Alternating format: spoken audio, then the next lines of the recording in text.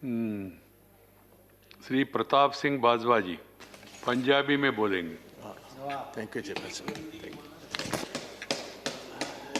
Thank you chairman साहब।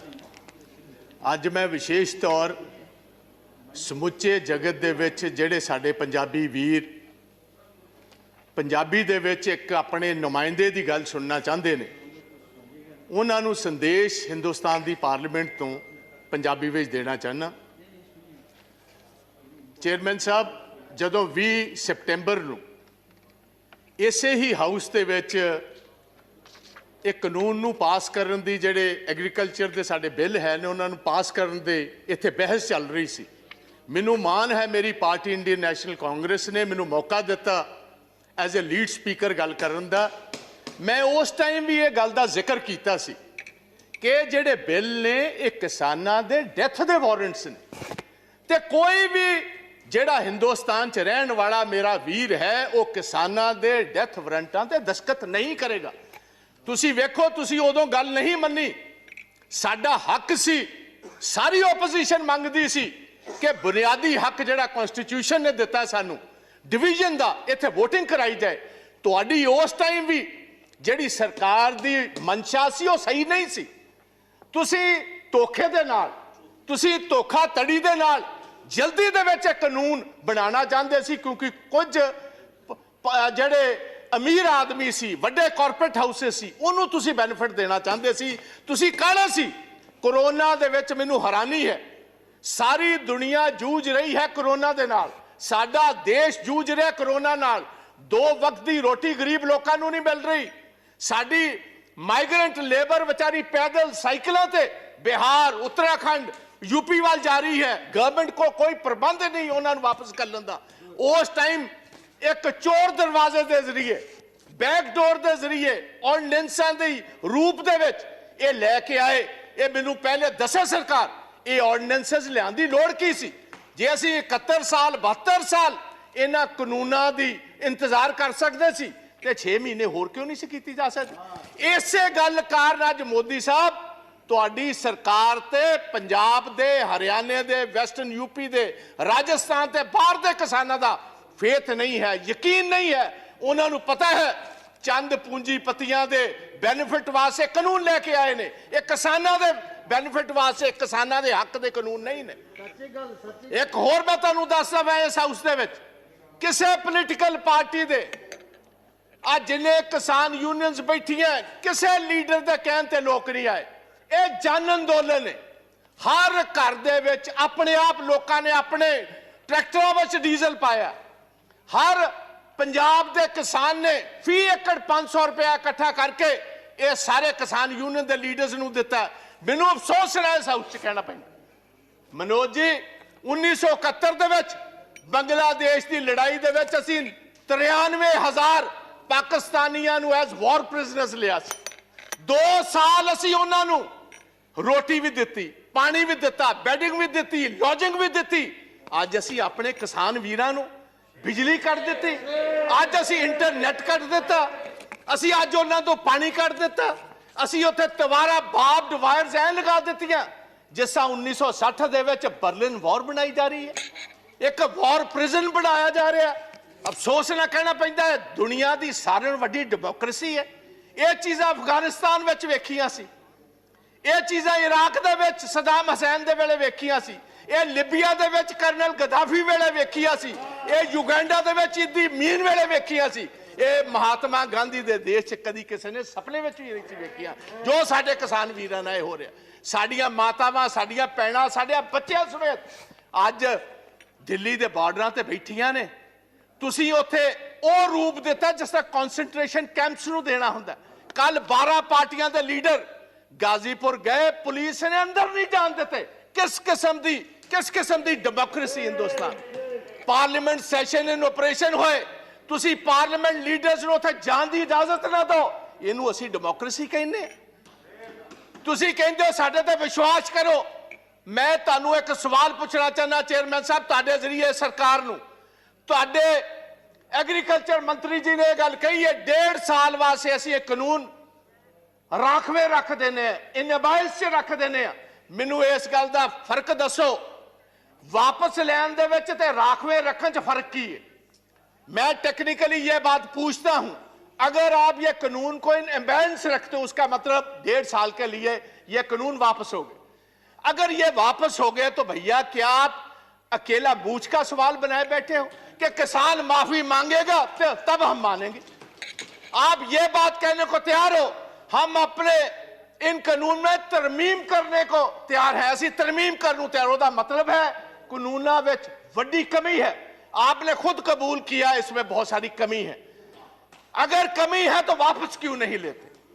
और मैं मोदी जी को यह गुजारिश करूंगा, मोदी साहब तुहाडी कांग्रेस के नाल तो कोई अदावत हो सकती है, तुहाडी ओपोजिशन पार्टियां नाल अदावत हो सकती है। हिंदुस्तान का किसान तो वो जिन्हें तुहानू वोटां पा के कामयाब किया, तुहाडी ओहदे नाल की अदावत है?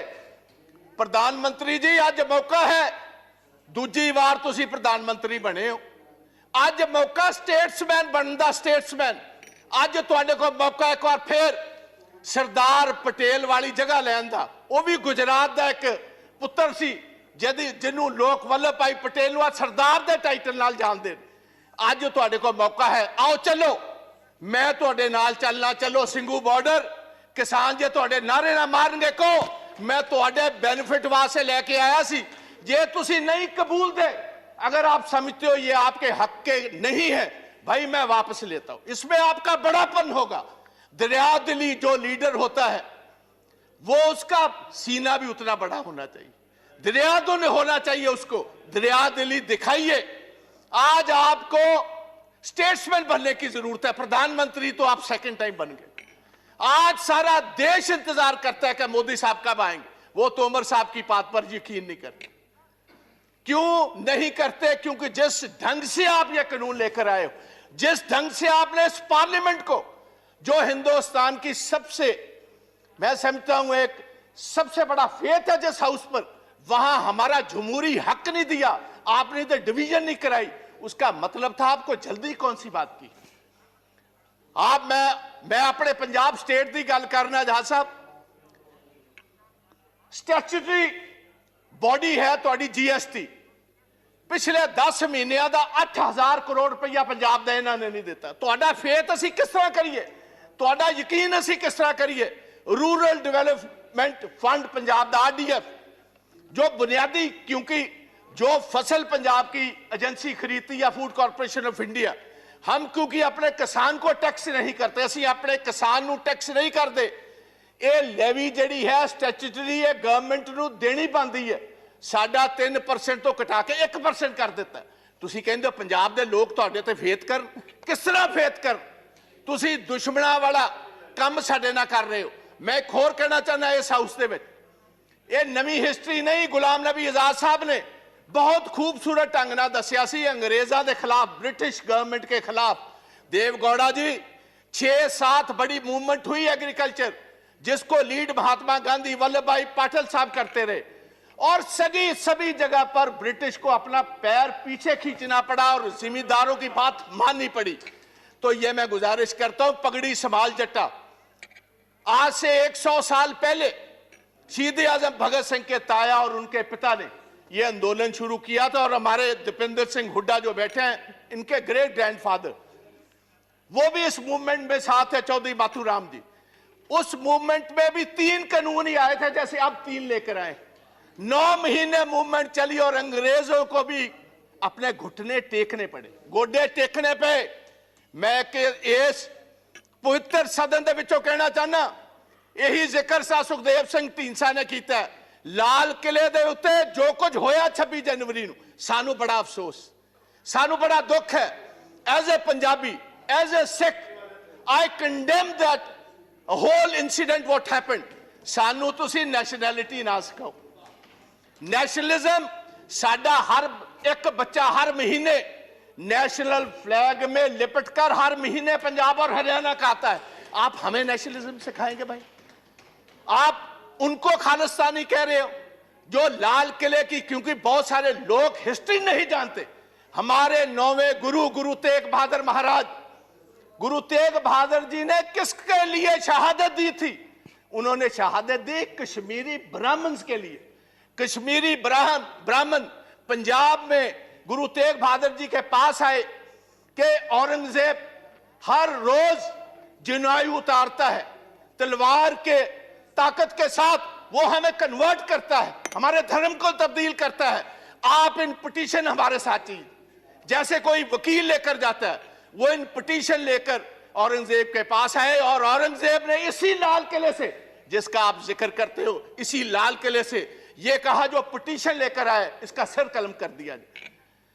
वहां उनकी शहादत हुई और उनकी शहादत की याद में जो शीशगंज साहब, शीश कहते हैं गले को, उनकी याद में शीशगंज साहब गुरुद्वारा जो खड़ा है, वो हमारे हिंदू ब्राह्मण कश्मीरियों की वजह से यह शहादत हुई।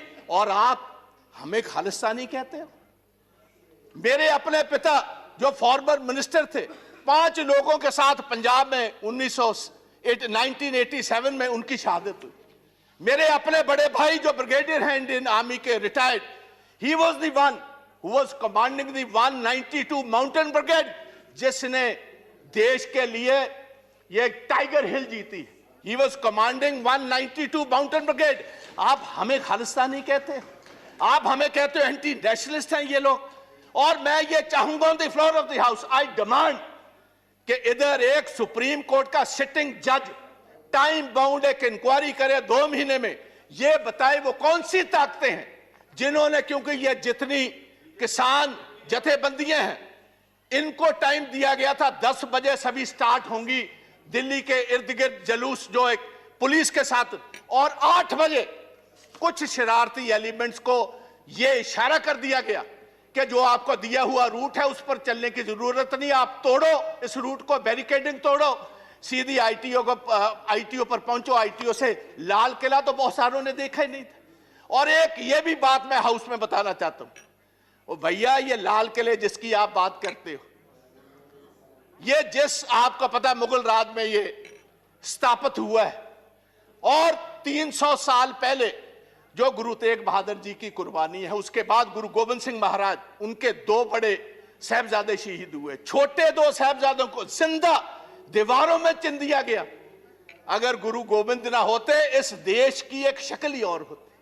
आप हमें कह रहे हो, किसी को गद्दार कह रहे हो, किसी को आप एंटी नेशनल कह रहे हो। पहले सोचना, और ऐसा मैं गुजारिश करना चाहूंगा गवर्नमेंट, ऐसा काम मत करो। दुश्मन हमारे बहुत हैं, जो हमारी फॉरेन पॉलिसीज हैं। आप पाकिस्तान को तो छोड़ ही दीजिए भाई, सारा अरब वर्ल्ड आपके खिलाफ, चाइना आपके खिलाफ, रशिया आपके उल्ट चल रहा है। जाकर आपने वोट ट्रंप की मांगी, बाइडेन आपके खिलाफ। वो आपके साथ भाई कौन है? अगर कुछ आपके साथ नेशनलिस्ट होके आप उनको भी तोड़ना चाहते हो, उनको भी डराना चाहते हो, उनको भी धमकाना चाहते हो, ये कभी नहीं चलेगा।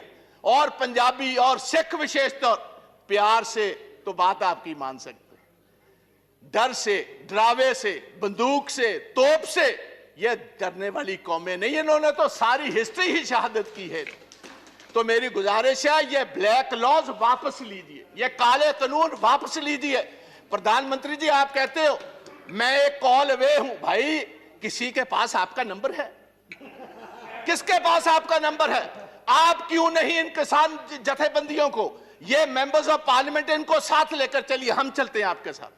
आओ, आपके जय जयकार के वहां नारे लगवाएंगे। आप इन कानूनों को वापस लीजिए। आप 1.5 साल के बाद नए कानून लाइए, सिलेक्ट कमेटी में भेजिए। जितने स्टेक होल्डर्स हैं, किसान जथेबंदियां हैं, किसान हैं, मेंबर्स ऑफ पार्लियामेंट हैं, चीफ मिनिस्टर हैं, हमारे एग्रीकल्चर साइंटिस्ट हैं, उनको कहिए खेती के लिए, किसानों के लिए कौन सी सबसे बेहतरीन कानून है।